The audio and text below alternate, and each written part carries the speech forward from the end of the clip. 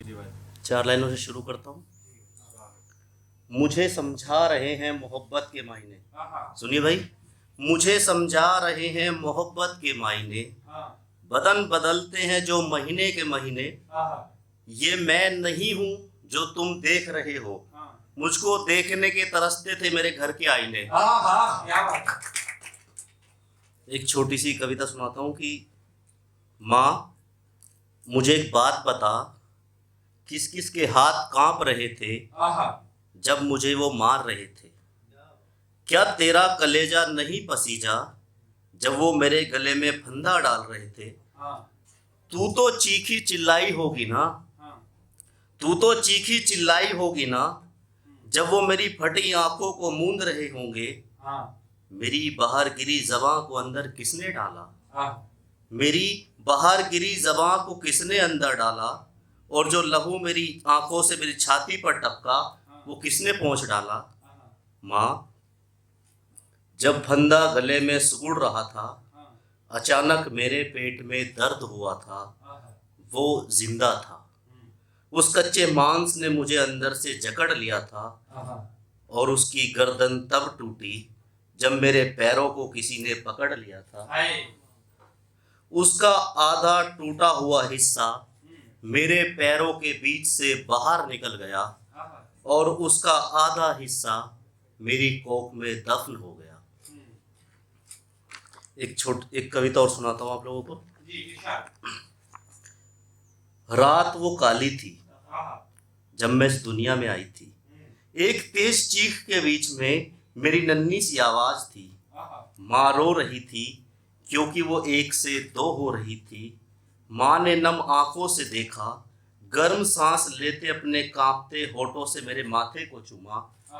माँ ने अपने अधमरे शरीर से एक हाथ उठाकर मेरे सर पर फेरा। मैंने अपनी नन्ही आंखें खोलकर पहली बार माँ को देखा। तभी मेरे कानों में एक आवाज आई, क्या हुआ, लड़की हुई है, बिल्कुल अपनी माँ पर गई है। अचानक मुझे बड़े बड़े हाथों ने अपनी गोद में उठा लिया। माँ ने कहा, जरा संभल कर, अरे ये तो सोने की गुड़िया है, बिल्कुल परी जैसी है। और मैं हिलती मूंछों को देखकर जोर से हंसने लगी।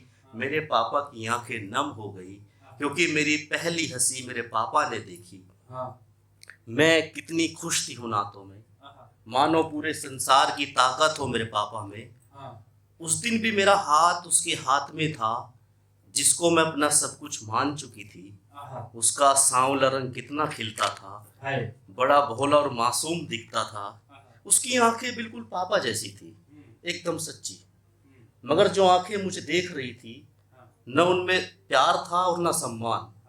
मैं असहज थी क्योंकि 100 लोगों की बस में कुल 5 लोग थे जो लगातार हमें घूर रहे थे। उसने कहा, चलो उतर जाते हैं। मैं उसका हाथ थामे पीछे पीछे चली। उसने कहा, दरवाजे पर ताला लगा है। मैं सहम गई। मेरे स्त्री होने ने मुझको संकेत दिया कि कुछ गलत हो रहा है। एक तीखी सी आवाज मेरे कानों में आई, कहा, उतरना है क्या? हाँ हाँ, हमें उतरना है, आप प्लीज गाड़ी को रोक दीजिए। किसी ने पीछे से आकर उसको इतनी देर में पकड़ लिया। मैं चिल्ला उठी, इसको छोड़ दो, प्लीज इसको छोड़ दो। मेरी रुलाई मेरे बस में न रही।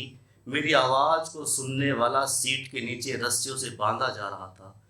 बेबस और लाचार बहती आंखों से माफी मांग रहा था। मैं क्या करती, मुझे कुछ भी समझ में नहीं आ रहा था। क्षण भर बाद बस के शीशे नीचे होने लगे। मैं डर कर सिमट गई। 4 लोग इंसानों की शक्ल में मेरे सामने बैठे हंस रहे थे, जो कभी मेरे बालों को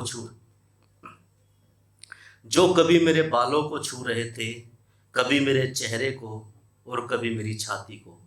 मैंने बाहर देखकर तुम सबको आवाज लगाई थी, मगर तुम सब आपस में हिंदू मुस्लिम कर रहे थे।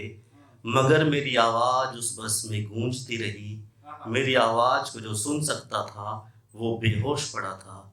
इन इंसानों की मार ने उसको जिंदा लाश बना दिया था। अचानक मेरे हाथ पकड़ लिए, वो हाथ जिन पर कलावे का भी निशान नहीं था। आज उन हाथों को लोहे के तार से बांध दिया था। पूरे शरीर की ताकत पैरों में उतर आई थी, मगर इंसानों ने उसको भी दबोच लिया था। चिल्लाना मात्र एक सहारा था, पर काले शीशों के बाहर कौन सुनता। मेरी आंखों की पुतली बस की छत पर टिकने लगी, सांसें बेकाबू होने लगी कि एक अधेड़ उम्र के आदमी ने मेरे सूंड के अंदर हाथ डालकर झटका मारा। मेरा आधा सूंड उसके हाथों में था, आधा मेरी पीठ से चिपका था, और उसकी निगाह मेरे उस अंग पर गड़ी थी जिस पर सिर्फ और सिर्फ मेरे बच्चे का हक था। मैं शून्य थी, मेरी आंखों में खामोशी थी, मगर दिमाग में हल्की सी चेतना थी। होठ बंद थे, जुबान चुप थी, फिर भी मैं चिल्ला रही थी, मगर कौन सुनता। बस तो अंधे बहरों के शहर से गुजर रही थी। बाद में मेरे उस अंग से भी कपड़ा नोच लिया गया जहां से मैं माँ थी। मैं बस के फर्श पर जिंदा लाश पड़ी थी। वो अपने गंदे नाखूनों से मेरी आत्मा को एक एक करके नोच रहे थे। भगवान के बनाए हुए इंसानों ने सोचा भी नहीं। मैं किस भगवान की बात कर रही हूँ? सामने वो भी तो था, फूलों की माला पहने सब कुछ देख रहा था। अचानक मुझे एहसास हुआ, मेरा शरीर नीचे से बहने लगा। मुझे एहसास हुआ मेरा शरीर नीचे से बहने लगा।